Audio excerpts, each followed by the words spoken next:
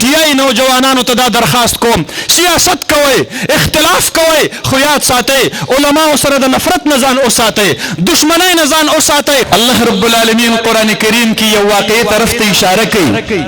عقبه ابن ابي معيط کافر دی، د مکی په سردارانو کې دی، د مکی رئیسانو له به ډوډۍ کوله، ډوډۍ یې کړې ده. سرداران د مکی را جمع دي، د دواړو جهانو سردار مبارک هم تشریف فرما دی.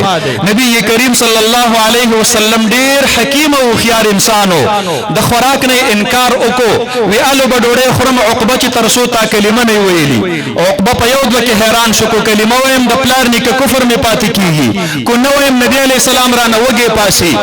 نا فیصله وکړله په ژبه به کلمه ویم، زړه کې به مې دننه کفر وي. کلمه یې وویله، نبی علیه السلام مبارک ډوډۍ وخوړله. عقبه چې کله را پاسېدلو په لاره ځي، خپل یو دوست دی ابی ابن خلف، هغه ورله مخې له ورځي، هغه ترنه مخ اړوي، دی ورته وایي ته ولې خفئ؟ هغه ورته وایي تا زما دوستي پرېښې ده او د نبي علیه السلام دوستي دې اختیار کړې ده، د هغه کلمه دې ویلې ده.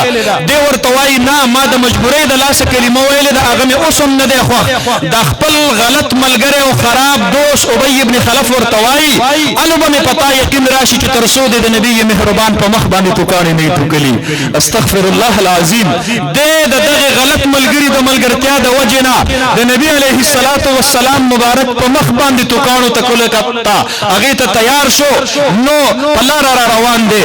نبی مهربان صلی الله علیه وسلم مبارک ورله مخې له ورځي، هغه ښکلی مخ د نبی علیه السلام. قرآن پاک په قسم خوړلی دی والضحى واللیل اذا سجا، د هغې د سترګو ذکر یې کړی دی لا تمدن عینیک، د هغې د تندي ذکر یې کړی دی عبس وتولى ان جاءه الاعمى، د هغې د ژبې ذکر یې کړی لا تحرک به لسانک، د ورځې ذکر یې کړی دی والضحى، د شپې ذکر یې ورله کړی دی واللیل اذا سجا. هغه ښکلی مخ چې هغه د نور نه هم ډېر زیات ښایسته و، د څوارلسمې سپوږمۍ نه هم ډېر زیات ښایسته و، چې حضرت عایشه فرمایي ستاسو نور چې ماښام کې رڼا پرېږدي، نو زما نور د نبي مهربان مخ د هغې نه رڼاګانې شروع شي. لنا شمس وللآفاق شمس وشمسي خير من شمس السماء فإن الشمس تطلع بعد فجر وشمسي طالع بعد العشاء.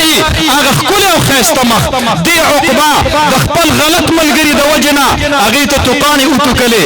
الله ډېر زیات خفه شو. قرآن کې آیت نازل کو یوم یعض الظالم علی یدیه، دا عقبه به په ورځ د قیامت باندې په خپلو لاسونو چکونه لګوي. الله ورله نوم وانه غستلو الظالم، دا یې ووي. زمونږ د علما ناست دي، الف لام چې په اسم فاعل داخل شي نو معنا د عموم ورکوي. هر هغه کس چې د نبي کریم صلی الله علیه وسلم علما لیکي، مفسرین لیکي، یا د نبی علیه السلام نه وروسته یې د هغه د وارثانو توهین کړی وي، هغه به په خپلو لاسونو باندې د قیامت په ورځ چکونه لګوي.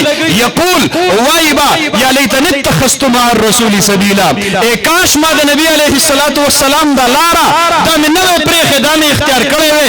یا ویلتا لیتنی لم اتخذ فلانا خلیلا، په دې غلطه ملګرتیا باندې به بیا دغه کس د قیامت په ورځ باندې ډېر لوی افسوس کی، کاش د فلانکي دا دوستي مې نه وی کړی. ته چې نن عالم ته کنځل کې، ته چې نن د ډیزل ناره لګې، ته چې نن په خپلو جلسو کې د علماو خلاف توهین کې، او یاد ساته اختلاف ما سره هر چا کړی دی. زه نوی سیاسي نه یم، تا نوی سیاست شروع کړی دی. زما سیاست په دې خطه کې د صدرونه را روان دی. ما الیکشنې کړي دي، ما ووټونه کړي دي، ما اختلاف کړی دی، خو تر اوسه پورې زما ګیرې ته چا نه ولاس کړی. عمران خان صاحب تا زما د نوي کول داسې تربیت وکړو چې مقتدیان را پاسي او په دیر کې د مفتي طفیل صاحب د مخ نه ګیره راوباسي. دا یو ویښته د دغې ګیرې به د محشر په میدان کې د الله په عدالت کې FIR کټ کوي. جواب به ورکړې، ځان تیار کا، ورځ را روانه ده. لمن الملک اليوم لله الواحد القهار والا جلال ناره به لګېږي. بیا به هلته الله رب العالمین ته جواب ورکړې. ما سره سیاسي اختلافات خلقو کړي، خو تر اوسه پورې زما جومات ته په هزار پخپو باندې خلق په نارو په چغو په سورو باندې نه ورننوتلي چې زما د جومات کړکۍ او روشندانونه یې مات کړی وی.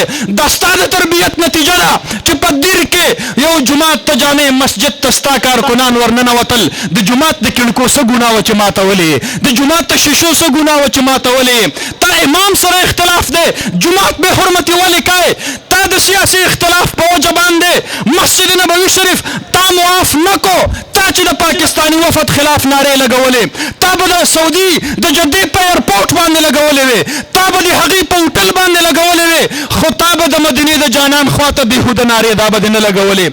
تا په سیاسي اختلاف کې زما د نوي کل او د نوي نسل داسې تربیت وکړو. علما ورونو، نوجوانان ورونو، تاسو ته درخواست کوم، دا قوم پوه کول ستاسو ذمہ داری ده او ستاسو فریضه ده، او د پی ټی آی نوجوانانو ته دا درخواست کوم، سیاست کوئ، اختلاف کوئ، خو یاد ساتئ علماو سره د نفرت نه ځان وساتئ، دشمنۍ نه ځان وساتئ. پخوا چې به عالم په لاره کې چاله مخې له ورغی او ده به کیسټ چالو کړو نو ټیپ به یې بند کو. نن ورځ دې ته راورسېدله چې د علماو خواله ور ورسېږي نو میوزیک په تیزه باندې کې. دا ستاسو دپاره د خیر خبره نه ده.